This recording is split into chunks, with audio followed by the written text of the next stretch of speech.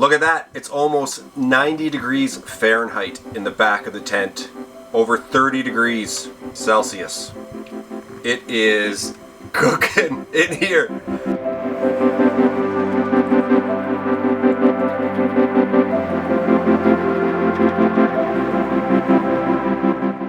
Check out all of that creosote. That's a big problem. That's a big problem. And it's because I put the pipe on the wrong way. I put the chimney on the wrong way. I gotta flip it.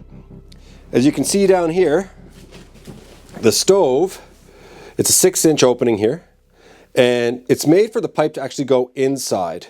And I have the pipe on the outside. It really fit easily here, nice and snug. And I thought, oh, maybe I've been doing it wrong all these years.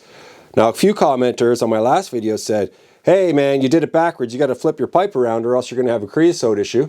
And yep, sure enough, there is a creosote issue.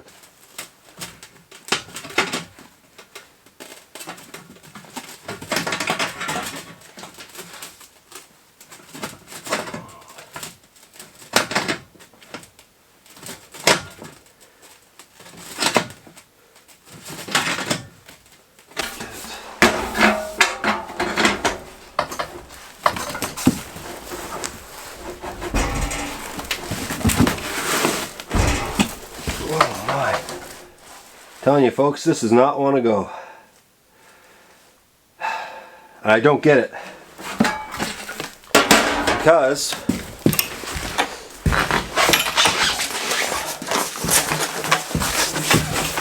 this right here is the 6-inch to 5-inch reducer that I have for my old pipe. Look at that, so snug, fits beautifully.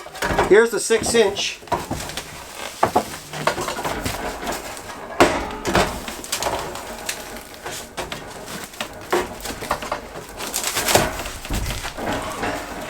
There. It doesn't go down all the way, but man, he holds tight.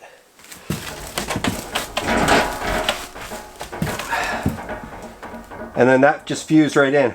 I can't get these new stovepipes to go in at all. I've tried them all. And as you can see, I'm crimping them, and that's not working. I can't get it in.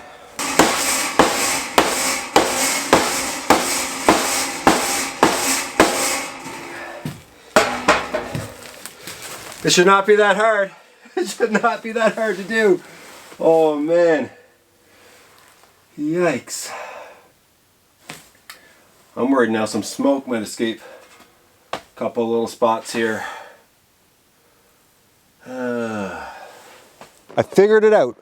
My old stovepipe is going to come to the rescue here because that stovepipe at the top, it expanded to 6 inches. So my old stovepipe part right here, the extension, is right here. You can see it's all old and old stovepipey. And this is the new part right here. Now this new part fits in here nice. And this slides down into my stove perfectly. So this is definitely going to solve some issues for me. I had a conversation with a gentleman who knows an awful lot about this stuff. His name is Jerry. He lives back in Labrador. I made a critical mistake when I put these things together. So I snapped them together and then they were kind of like misshapen, and I thought, that's odd. Why would these things be misshapen like this?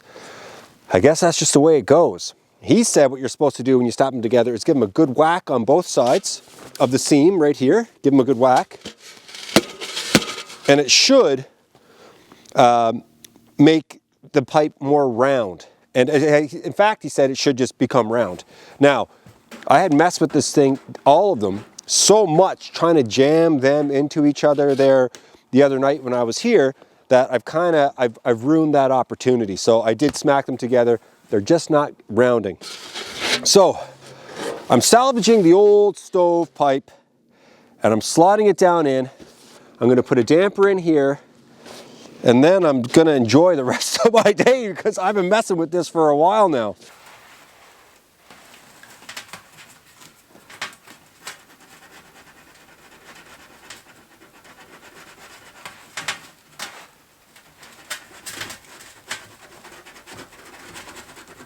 Okay, So just to be sure. Yeah, okay. So what I'm going to do is take this rope,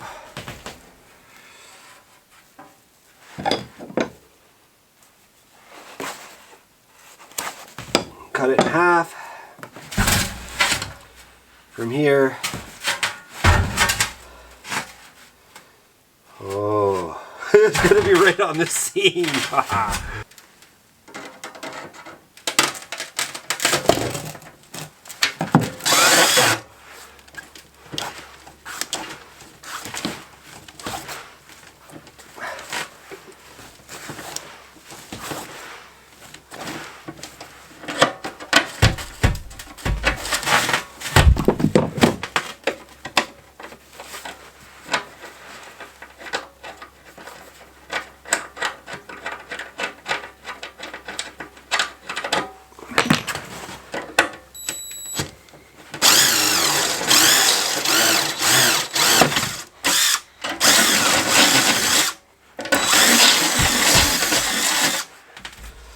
That's what you do when you don't have a drill bit. Okay. Okay.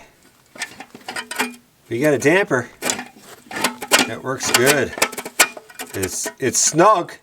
So when I close it off, he's gonna be like stopped, but I'm happy with this.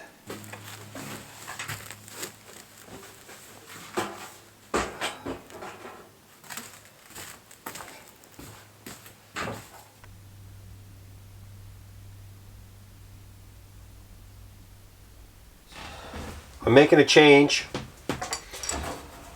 You've been watching my channel, you know that I've been using a gas stove. I'm going to go back to propane. I'm going to bring that gas stove back home. I'm going to try to fix it.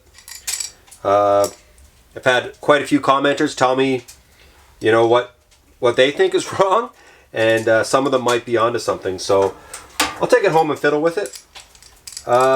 So this propane stove is reliable.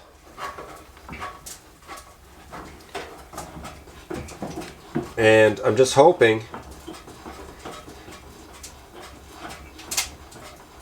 it holds up for the winter, because propane's not my favorite thing in the winter time. At all. Propane likes to freeze and gel, and it likes to spray like crazy when it's cold. If this is cold, or if one of the canisters of propane is cold, it's going to spray all over the place if you try to connect it.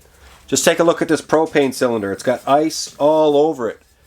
It's cold, and I mean, there's a good chance that it's going to want to spray when I connect it to the propane stove.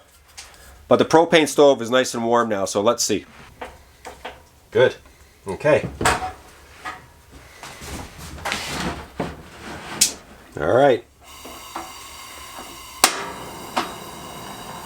First shot. Okay. Propane it is.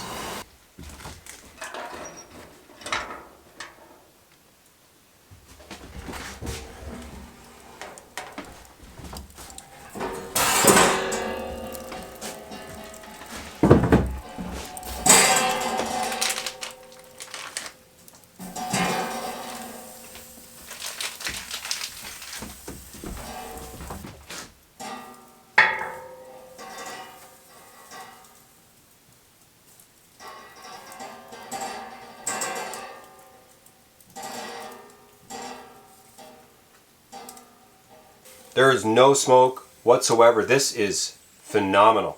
I can't get over it. These sausage dogs are cooking beautifully on this grill. I'm not breathing in any fumes. This stovepipe, telling you, changed everything. Now, one thing about this stove is that it's ridiculously hot. And if I am to get rid of it, that would be the only reason now, is that it gives off a lot of BTUs. Anyway, these are almost done. Wow. It makes it worth it just for this. Just this little barbecue portion of this stove. Man, it makes it worth all of the pain I've gone through over the last 2 or 3 weeks dealing with it. But yeah, wow. So good.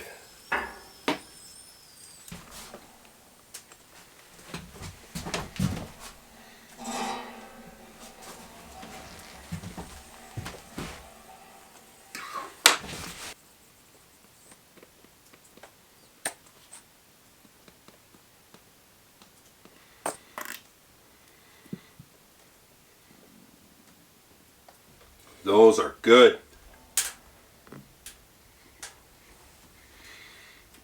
I can barbecue right in the tent.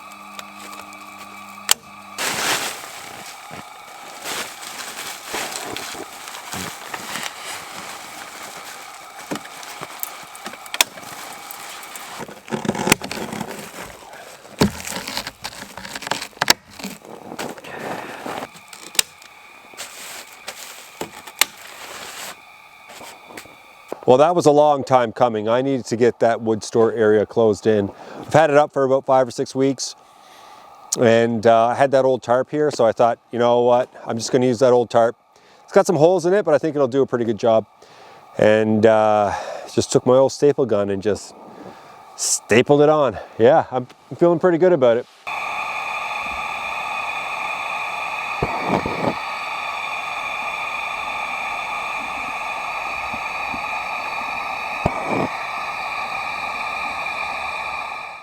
You hear this thing doing the little, the little dance here? So I've only got one mantle in the Coleman lantern, and the other side is like, it's shooting out propane obviously, but it's like catching a little bit, I think, of flame from the other mantle. There it is. So there it goes again, yeah. So that's why I'm not using it indoors tonight. Forgot to get a mantle today. I went to Canadian Tire and everything. I didn't get one. This old piece of wood right here is remnants of my first tent setup. It's not very thick, but it'll burn.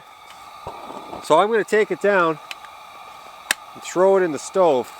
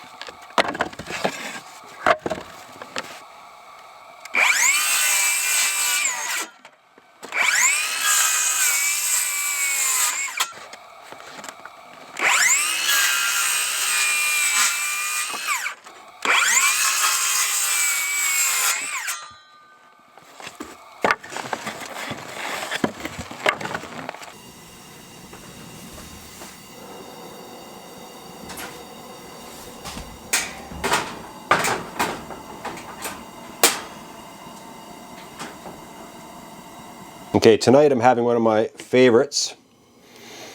Just fish baked with veggies. Some mushroom,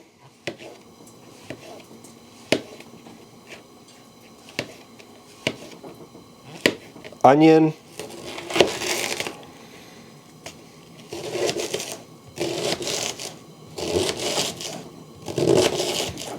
Carrots. Frozen. Some green pepper. That's a lot of veggies. There might be leftovers for me tomorrow. Now I'm going to drizzle a little bit of oil on it, just like that.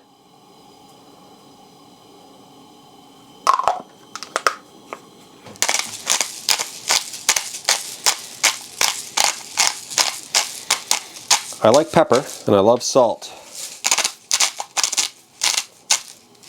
That's quite a bit of salt. Fish, and a lot of it. Oh yeah. I'm going to turn down the stove a little bit. I don't want it to bake near 500. I want it to be around 375.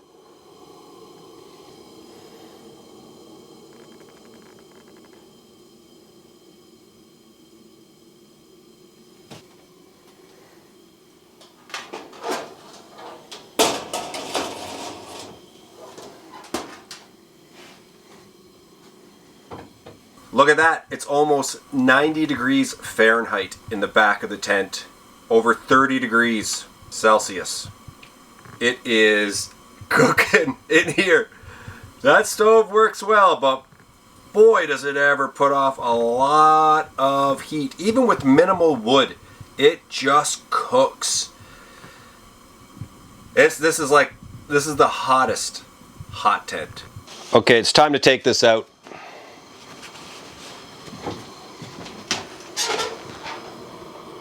Ooh, it's hot.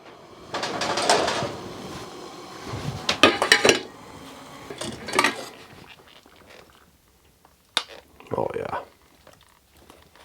That is good. Oh baby.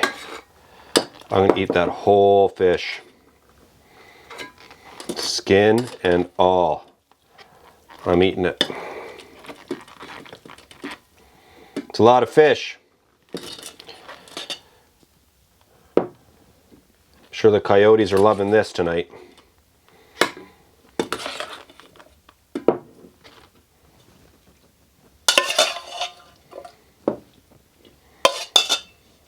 I highly recommend eating the fish skin.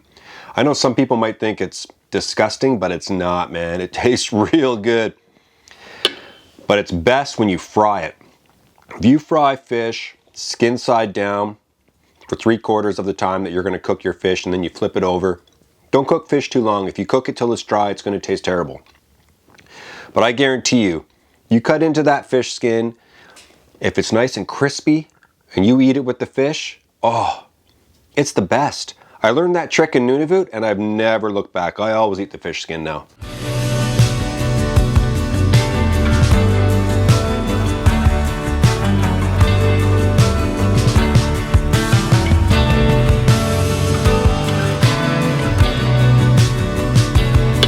Very good.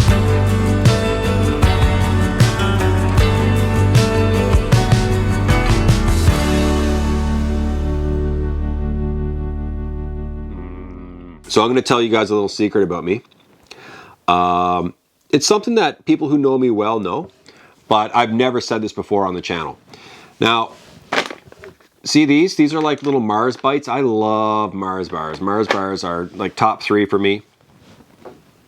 I could eat that whole bag right now. Thing is, I wouldn't be able to taste them. I'd enjoy it and I would love them, but I can't get the flavors. I don't have a sense of taste and I don't have a sense of smell. It's pretty bad. It's been about 11 years now since I haven't been able to taste or smell food. But I still really enjoy food. It's hard to describe. Like, I can't smell bacon when I'm cooking bacon. I can't smell coffee percolating. I can't taste coffee. But I get so much enjoyment out of it. I still get the bitterness. I still get the salt. I still get the sweet. I still get savory. I still get spicy.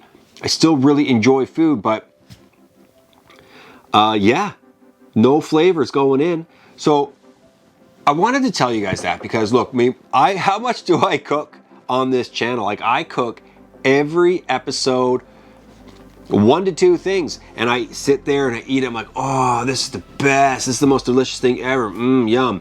It is for me. Like after 11 years of not being able to taste things, I still get immense enjoyment out of eating food, but I just can't taste it. It's just the flavors are not there. Now there will be moments in time when all of a sudden it's like I've got a week of being able to smell and taste things, and that's great. But 90% of the time, there's nothing. Like I could literally like stick my head in a rotting whale and not smell it. I just would not be able to smell it. I don't know why I'm thinking about sticking my head in a rotting whale, but I could not smell that.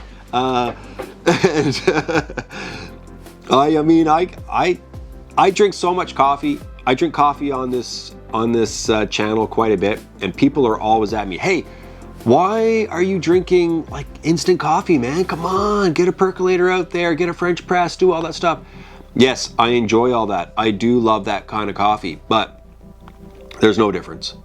Literally no difference. I can go and spend $8 on a little jar of Tim Hortons coffee or whatever, and I get the same enjoyment out of that as I would getting a fresh cup of whatever, Starbucks or something every morning. It's literally all the same to me.